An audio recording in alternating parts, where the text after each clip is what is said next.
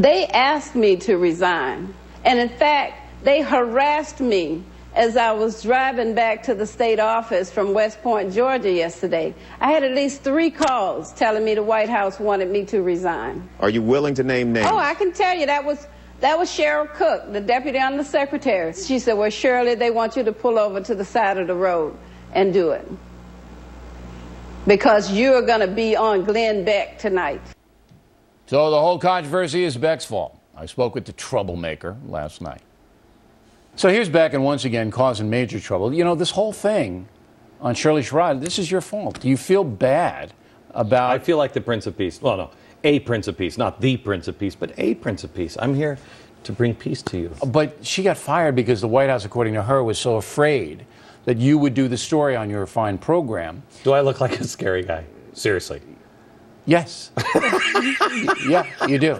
I would never get in a car with you alone. There's just no way. It could be is that an I thing? Or are you making... But seriously, I mean, she said, Ms. Sherrod, yes, that this woman called her up from the White House and said, look, you got to pull over and quit right now because Glenn Beck's going to work you over. And you I didn't. No. I didn't even... We'll get to that in a minute. Yeah. We'll get to that in a minute, what you actually did. Yeah. But they thought, they being the White House, thought, yeah, you're going to ram it down their throat just like Van Jones. No, we had the goods on Van Jones.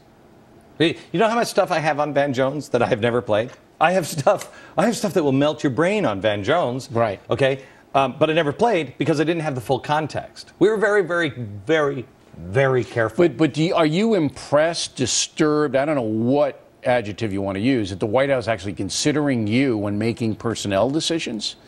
I think this administration is out of control from top to bottom. I think this administration is lying when they're saying they're disturbed by me. This I believe, was either conveniently thrown over on a fishing line as bait, or they are just not wasting an emergency here. All right, so they just made an excuse. That was their excuse. Glenn, you're a good excuse guy. Yeah, absolutely. Okay. I mean, I'm an excuse guy. Everybody who disagrees with him now is racist, is bad. Bill, by the time your story aired, she had already been cut loose. No, I know that. But I mean, the fact that you were injected into this whole debate was interesting. Okay, so you don't do the Shirley Sherrod story. I did it, and I was wrong. But you were smarter than I was because you were waiting for the full transcript. No, or what? I'm more paranoid than you are. I sat in my office and I said, something's not right with this. Oh, really? Right in the jump? From the jump? Something's not right with this. Well, you are smarter than I am, because I didn't think that. No, I'm more paranoid than you are. I'm looking for people setting people up. Look, this is a fascinating story. First of all, it happened 25 years ago.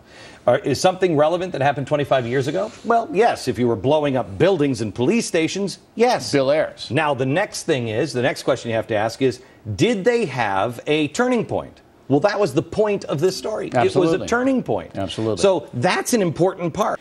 Let's advance the story now. Okay. Okay. Do you believe, knowing now what we know about Ms. Sherrod, yes, that she is a committed left-wing person, yes, that she has a view of life that the government has been oppressive and needs to right past historical wrong? Yes. Do you believe that she should continue to serve?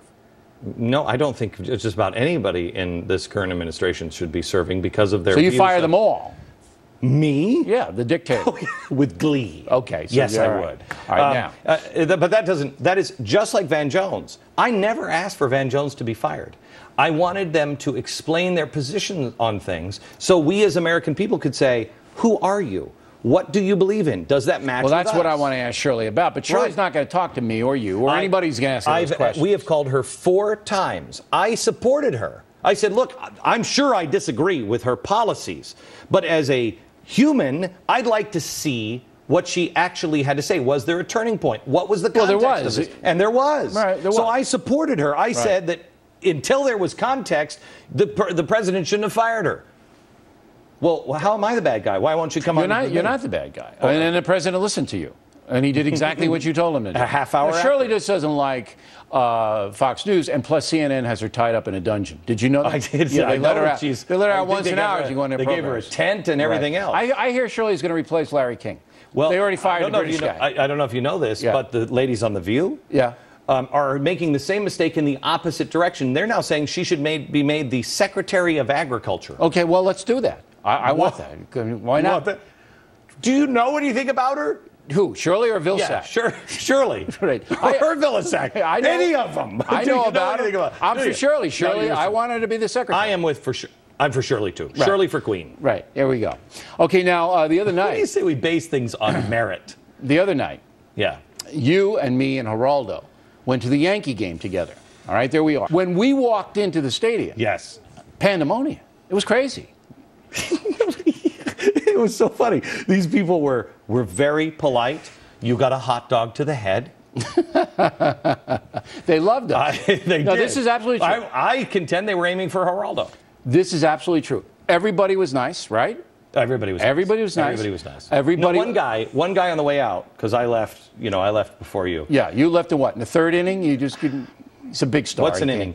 I left before you, and one lady was screaming, "I love you, you're the best," and another guy behind her was making hand gestures that you don't normally see in the streets and he of had New a York. puppet, so you gotta worry about that. Yes, he was screaming something else that we can't say. All right, but it was quite an evening. Beck, O'Reilly. It was fun. It was fun. Geraldo was very nice. And the Yankees lost 10-2 because they're all staring at you, couldn't catch the ball. And Mr. O'Reilly was very, very nice. He bought me an ice cream cone. That's right, I did.